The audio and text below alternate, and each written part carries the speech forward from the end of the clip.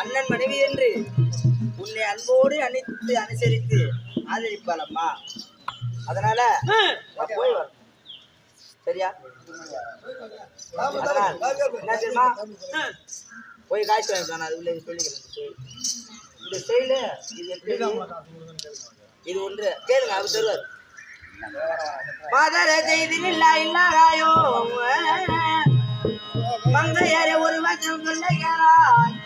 ஆதியிலே அவன் கேட்ட ஒரு வரைக்கு அன்பான குண்டாதேவி